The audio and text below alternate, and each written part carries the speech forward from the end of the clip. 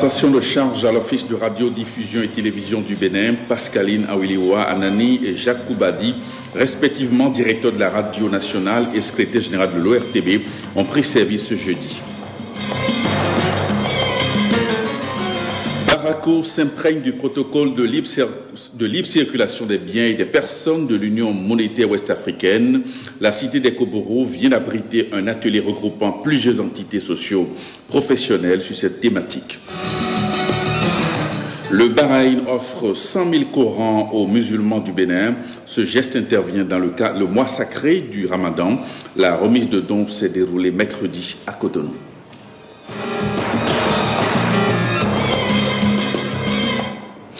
Mesdames, Messieurs, bonsoir, bienvenue à ce journal. L'ONG internationale Africa est présente dans plusieurs pays, dont le Bénin. Africa intervient dans de nombreux domaines comme l'agriculture, l'assainissement de base, l'environnement, l'eau potable, l'autonomisation des femmes, la santé. Alors, M. Darius Man est le président de Africa en visite. Il est au Bénin en ce moment. Il a été reçu ce matin par le chef de l'État en présence du ministre de la Santé, Edouard Edibé. At Africare, we are supporting the president and the minister in the fight against malaria. Maintenant, Africare supporte le ministère de la Santé dans la lutte contre le paludisme. Next year, we will launch distribution nationwide of 5 million bed nets. L'année prochaine, nous allons lancer la distribution de plus de 5 millions de moustiquaires imprégnés d'insecticides à longue durée d'action au Bénin. And then we will move on to the fight against other childhood illnesses like pneumonia and diarrhea. Puis nous allons évoluer vers la prise en charge d'autres maladies telles que la pneumonie et la diarrhée. L'année prochaine, nous allons également travailler avec le président de la République pour étendre la couverture universelle de l'assurance au Bénin. Le docteur Marius Mans est le président de Africare à Washington. Il a tenu à visiter le Bénin parce que nous sommes en partenariat avec Africare depuis plus de 20 ans pour la prise en charge du paludisme. Mais aujourd'hui, au-delà du paludisme, il s'intéresse à la prise en charge de la diarrhée, de la pneumonie, et leur action se déroule surtout au niveau communautaire. Donc, proximité avec la communauté, avec les maires, les élus locaux, etc. L'autre annonce que nous pouvons faire, c'est qu'en 2014, grâce au financement du Fonds mondial et avec Africare, nous allons pouvoir distribuer près de 5 millions de moustiquaires dans notre pays pour la prise en charge du paludisme surtout. Vous avez tenu à le recevoir, Monsieur le Président de la République, parce qu'il a été notre représentant et celui qui a eu le portefeuille du Bénin lorsqu'on négociait le MCA. Donc il a eu l'opportunité d'aller visiter aussi le port du Bénin pour voir les progrès que nous avons faits dans ce domaine. Passation de service à la radio nationale entre le directeur sortant et la directrice entrante et passation de charge entre l'ancienne secrétaire générale et le nouveau secrétaire général de l'office. Deux cérémonies juste apposées à l'esplanade de la nouvelle maison de la radio ce jeudi, suivant le compte-rendu de Patrick Diosso.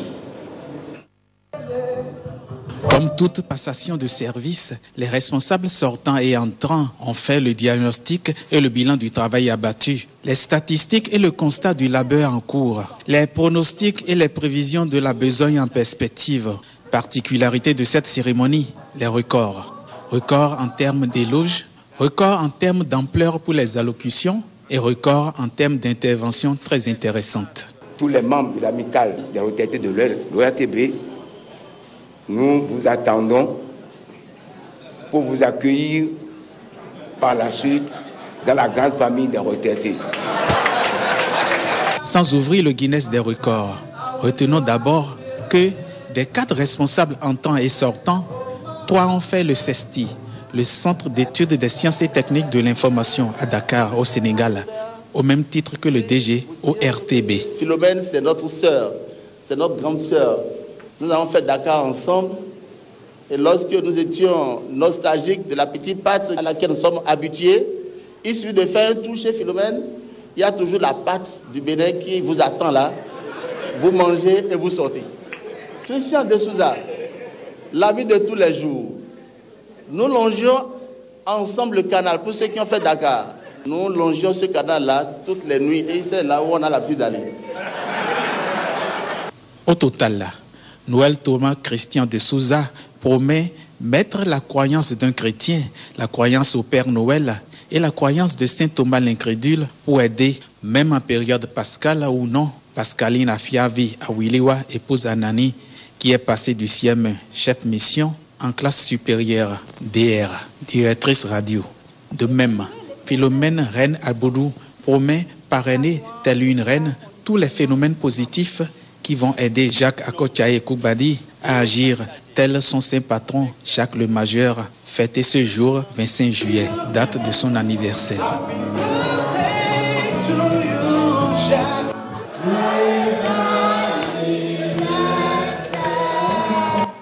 Alors, pour plus de précision, écoutons le secrétaire général du syndicat parler des 2 directeurs entrants et sortants de la radio. Au nom du personnel de l'ORTB, je tiens à adresser en ces instants de passation de charge mes félicitations les plus sincères aux 2 secrétaires généraux, sortants et entrants, et aux 2 directeurs de la radiodiffusion nationale, sortants et entrants. De Jean-Claude Berthaud, depuis 1953, à Christian de Souza, la chaîne nationale a fait du chemin. Aujourd'hui, le 21e directeur s'en va. Noël Christian Thomas de Souza, c'est en 1984 qu'il intègre l'ORTB après un concours organisé par la fonction publique du Bénin. Après 4 années de service, il entre au Centre interafricain d'études en radio rurale de Ouagadougou. Il poursuit ses études entre 92 et 95 au Centre d'études en sciences et techniques de l'information CSI de Dakar, option télévision. Les auditeurs de Radio Parakou l'ont découvert à travers l'émission Sport et Jeux sur la chaîne nationale, et même directeur de la radio, il continuait à aller au micro avec son émission Partage. Noël Christian Thomas de Souza a également réussi à inscrire son nom dans les annales de la télévision nationale. Animateur des émissions Gigasport et Focus, c'est un monument de la presse audiovisuelle de notre pays que nous célébrons à travers cette cérémonie. DR, vous quittez l'ORTB après avoir donné le meilleur de vous-même.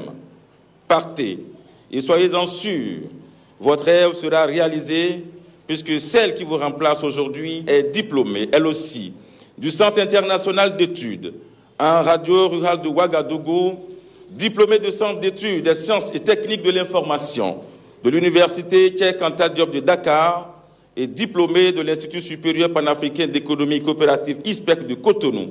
On pourrait rappeler ici quelques émissions qu'elle a conçues et réalisées. Une émission enfantine de 87 à 2001 et le magazine La vie au quotidien de 2000 à 2003. Ce capital d'expérience a favorisé sa promotion au poste de chef division, conception, programmation pour le développement à la radio rurale de Cotonou et chef service études et coopération de l'Office de radiodiffusion et télévision du Bénin. Avant sa nomination au poste de directrice de la radiodiffusion nationale, Madame Pascaline Awiliwa Anani est chargée de mission du directeur général. Depuis la création de la radiodiffusion nationale, depuis 1953, Madame Pascaline Awiliwa Anani est la 2e femme sur les 22 directeurs à avoir accédé à ce poste. Madame Marie-Constance Egboglele étant la première femme à être passée par là entre les années 88 et 91. On va retrouver le secrétaire général du Centrab cette fois-ci. Il va nous parler des 2 secrétaires généraux.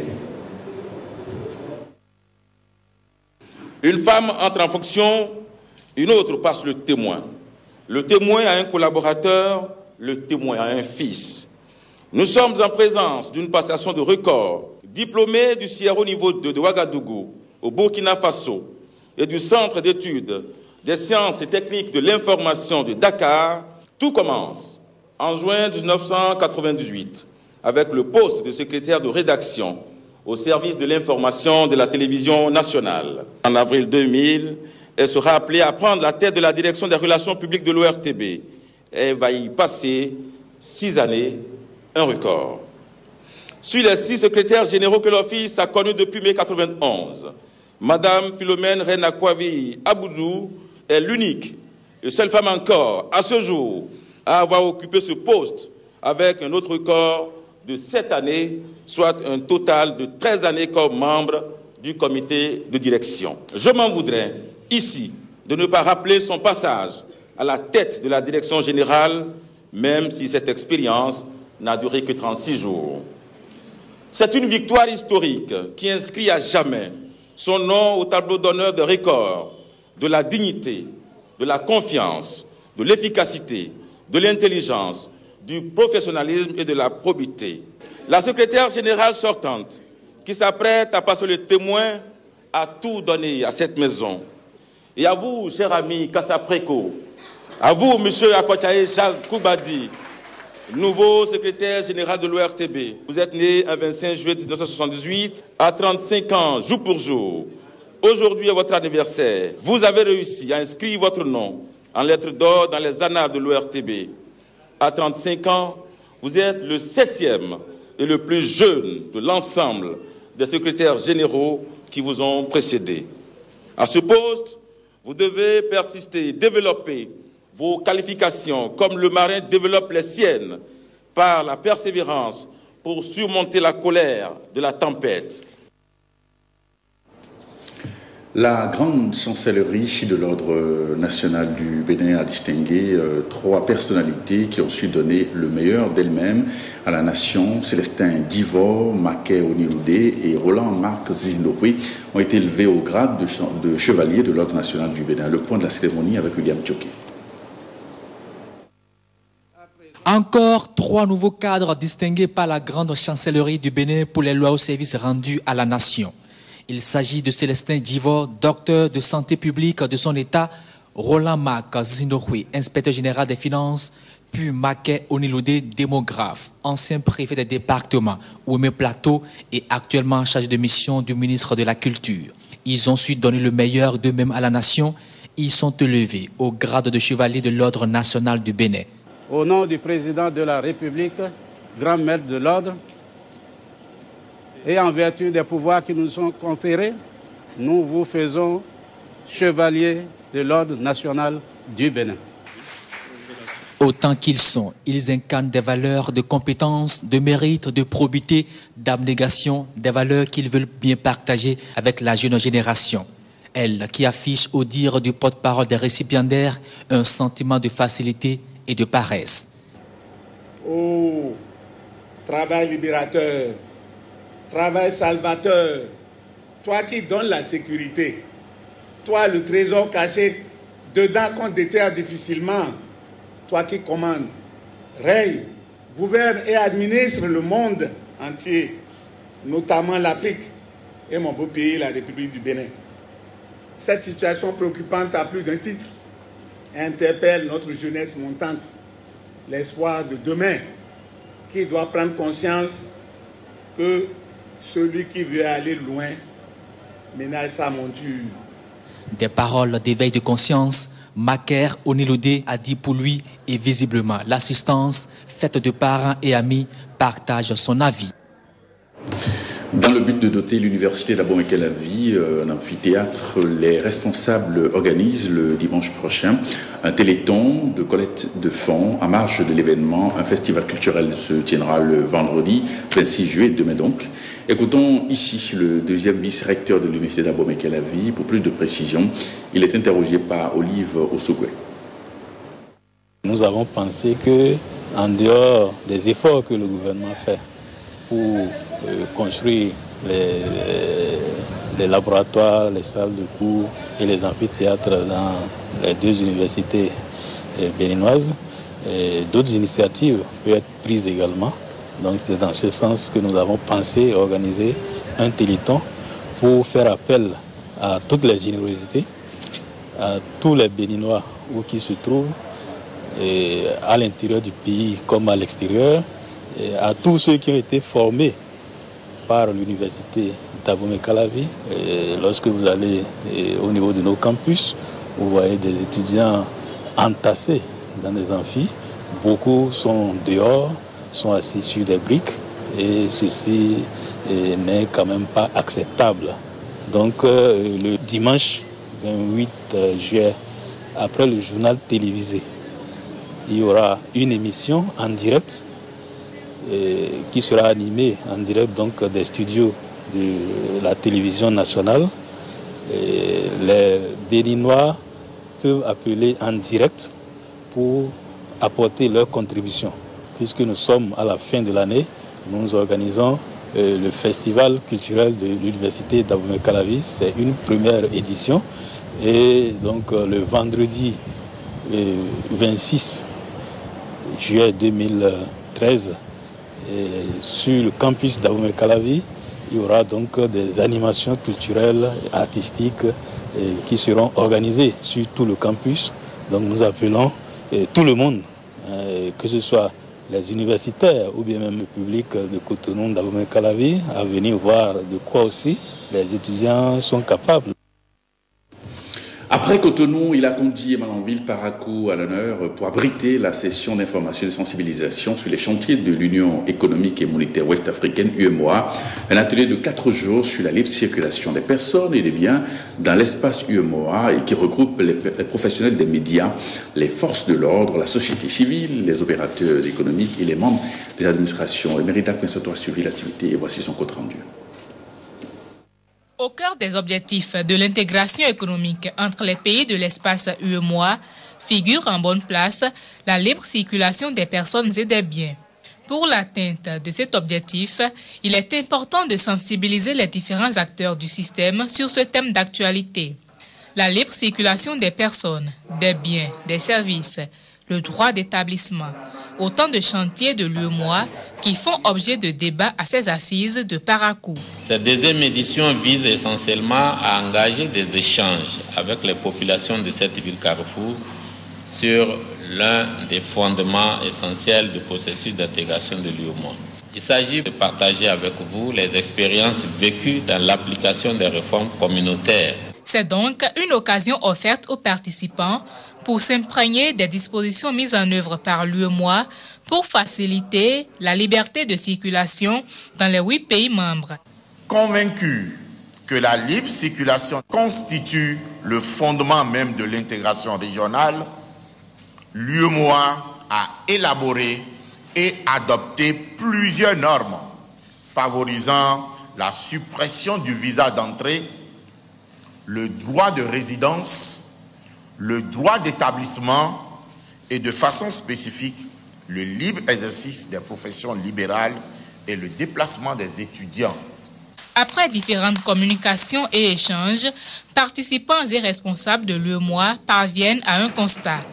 Les tests pour une libre circulation existent, mais la mise en œuvre ne suit toujours pas. Tous les acteurs de l'espace sont donc invités à veiller à une bonne application des réglementations en vigueur. Unique condition pour faire de la coopération et du développement de la sous-région une réalité. Les vendeurs d'essence dites Payor des 4 départements du Nord Bénin veulent prendre langue avec le chef de l'État. Ils sont allés confier leurs sentiments au roi de Parakou afin d'obtenir son appui. Yves-Patrick Loco nous fait le point de cette démarche des vendeurs du Payor.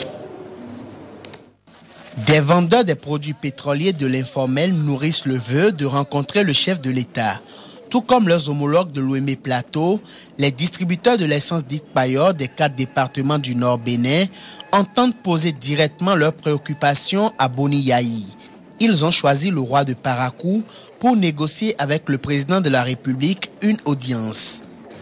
De Kandi, la cité de Kandisounon, en passant par Sebana, la cité des Beaux, Banikwara, la cité de Banissé, Parakou, la cité de Kobourou, Tchaourou et Djougou. Autant que nous sommes, nous souhaiterons bénéficier de cette même attention ou largesse du chef de l'État, comme à l'endroit de nos frères et sœurs de la partie méridionale. Sa Majesté Akpaki Boukou Kene accède à la demande des vendeurs informels de l'essence. Leur désir de rencontrer le père de la nation est pris en compte. Nous demandons au chef de l'État à vous appeler et à vous écouter afin que nous puissions tous ensemble gagner le pari du Bénin émergent. Les vendeurs de l'essence dite Payor ont bien des raisons de vouloir rencontrer le chef de l'État. Une psychose règne en leur sein. La fin prochaine de leur activité génératrice de revenus.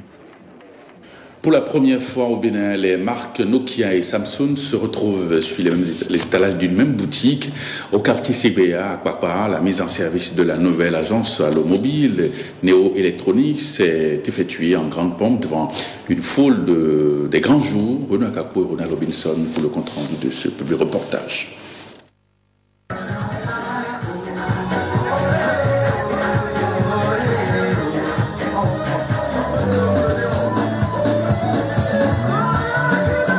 Événement exceptionnel, moment de grande célébration. Pour la toute première fois au Bénin, les deux plus grandes marques de l'électronique et de l'électroménager s'associent pour offrir un plateau de toute beauté dans les rayons d'une seule agence. La boutique Allomobile Néo Électronique de Segbeya vaut le détour. Et les petits plats ont été mis dans les grands pour marquer sa mise en service officielle. Spectacle et animation, imposante cavalerie, rien n'a été occulté pour faire découvrir au public les merveilles des marques Nokia et Samsung.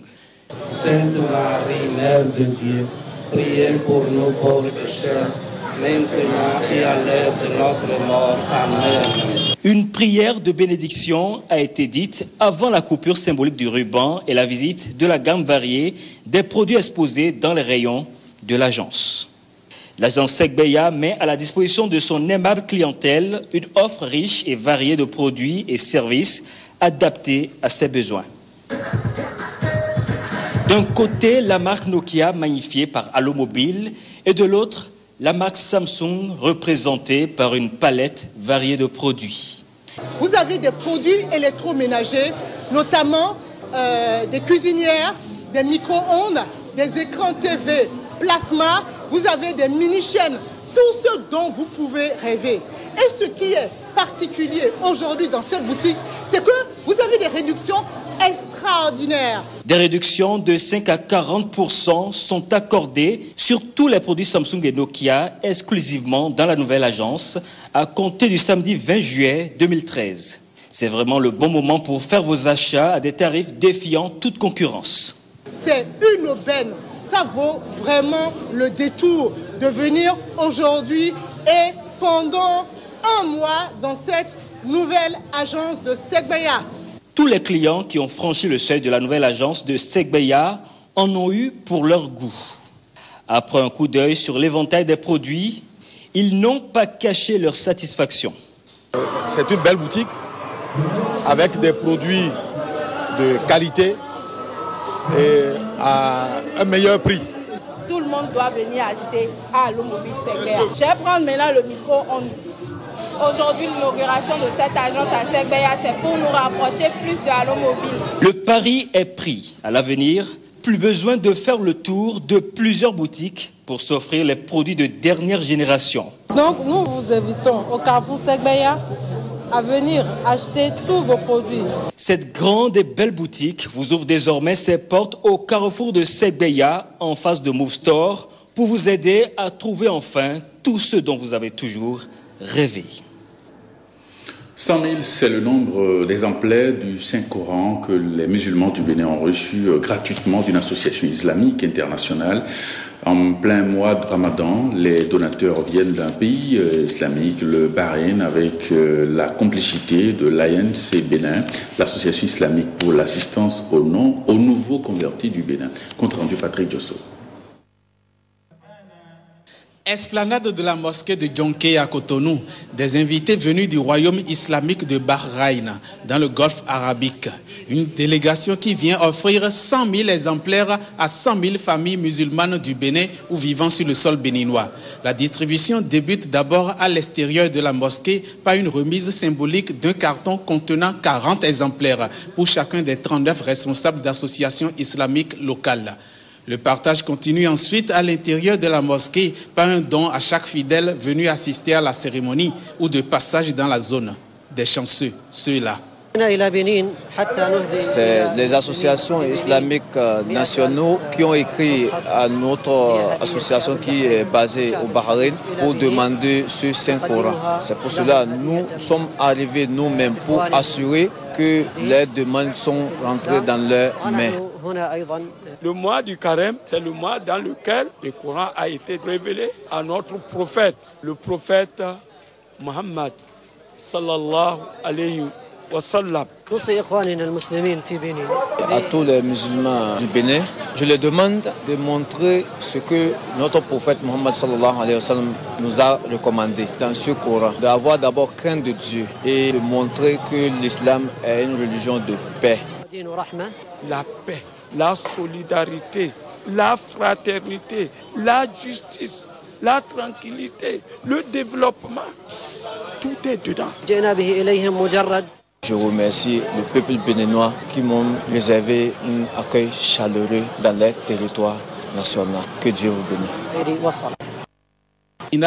Cette cérémonie permettra aux musulmans du Bénin d'être en parfaite harmonie avec les textes et préceptes du Saint-Coran, afin que les hommes fidèles à leur mort puissent crier « Oura » en gagnant dans l'au-delà les Houris, ces sublimes femmes du paradis.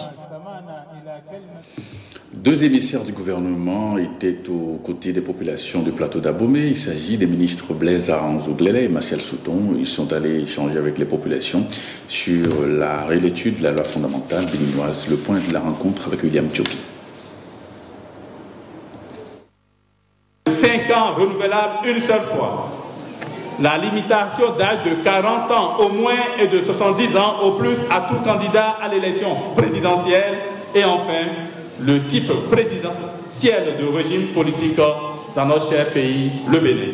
Aller dans tous les départements, dans toutes les communes, dans tous les quartiers et villages de ville, expliquer la vraie substance de ce projet de révision pour mettre fin à l'intoxication qui gangrène dangereusement la vie politique et sociale de notre cher pays. Je crois que nous sommes à un moment favorable, vu l'engagement du chef de l'État par rapport à son deuxième et dernier mandat. Des propos liminaires qui pourraient mettre tout le monde à l'aise, apaiser les inquiétudes des populations du plateau d'Abomey à qui le message était adressé. Relecture de la loi fondamentale béninoise du 11 décembre 1990. Pourquoi faut-il réviser la Constitution? Quels sont les avantages qui en découlent?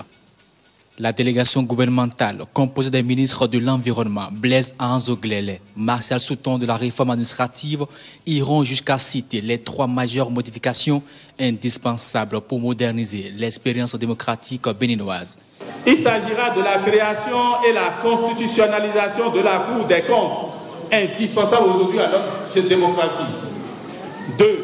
La constitutionnalisation de la Commission électorale nationale autonome, Sénat. Et enfin, l'introduction de la notion d'imprescriptibilité des crimes économiques. Le président Boni-Yayi est toujours animé de la forte volonté de laisser un bon héritage à son successeur et au peuple béninois en 2016. C'est cela la conviction du chef de l'État.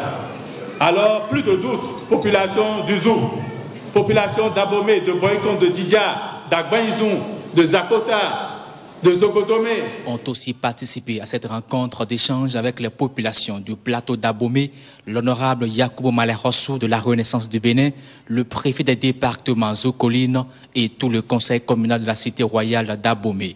Une rencontre d'échange pour dissiper les craintes et les doutes, une rencontre pour mettre les populations au même niveau d'information. Une importante délégation gouvernementale était au domicile familial du ministre Didier Aplogan-Djibodé. La délégation est allée présenter à la famille et pleurer les condoléances de tout le peuple béninois et de son gouvernement suite au décès de la mère du ministre. Voici les images commentées par William Tchoki.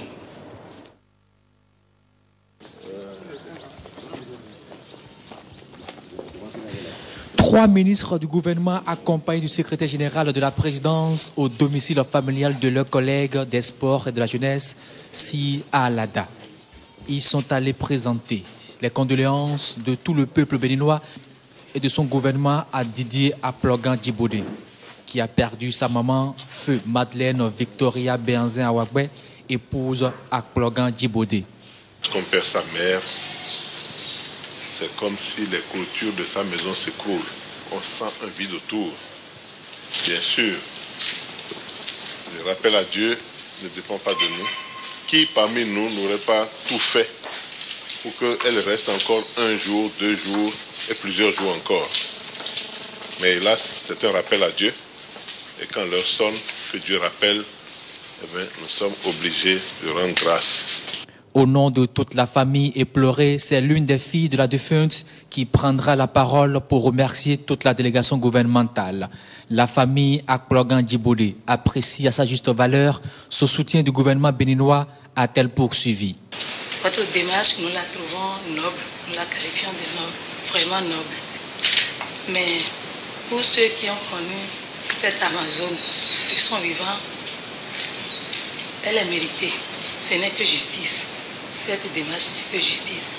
Parce que d'abord, elle a servi cette nation aux côtés de son mari. Je parle de Feu Valentin Djiboudi Akplogan, son mari, ancien président de l'Assemblée, ancien président de la Cour suprême. Après sa mort, elle a évolué toute seule dans l'OFRB, au temps de la Révolution. Reconnaissez avec nous qu'aujourd'hui, même de l'au-delà, elle continue de servir cette nation à travers son fils aîné, Didier Akplogan Djiboudi, que nous avons ici. L'Amazone est partie, mais elle a laissé un héritage fort intéressant. Ses enfants ont promis pérenniser ses actions de patriotisme et d'attachement à sa patrie mère. Le ministère de l'Industrie, du Commerce et de la Promotion des petites et moyennes entreprises projette un cadre formel et dynamique à sa communication pour les 3 années à venir. Madame Marie-Élise Bédo a procédé ce jeudi même à l'ouverture d'un atelier de validation du rapport provisoire du dit plan. C'est à l'hôtel Azalaï de la plage de Cotonou. Jérôme Boubon.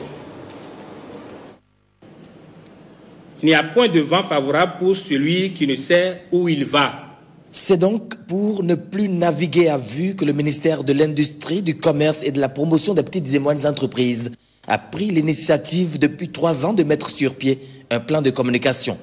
Les impératifs de l'appel à candidature ont sélectionné l'agence Novatis. Il s'agira concrètement de transcender la seule perception de commerce pour donner une plus large visibilité à ce ministère carrefour des secteurs secondaires et tertiaires. Avec la multiplicité des moyens de communication, les exigences et les attentes des usagers du ministère et ceux des différentes structures sous tutelle, nous devons pouvoir faire savoir et faire connaître ce que nous faisons. Cette démarche vise à doter l'institution d'un outil qui organise la communication interne et la communication externe avec ses usagers dans divers secteurs. Le résultat global attendu par la mise en œuvre de ce plan de communication est la création d'un réseau fonctionnel de communication qui puisse permettre la vulgarisation des actions du ministère. Tout en félicitant les responsables de ATL pour le travail accompli, je voudrais leur demander de rester attentifs à vos apports, de rester disponibles pour la finalisation rapide de cet outil ô combien important pour nous.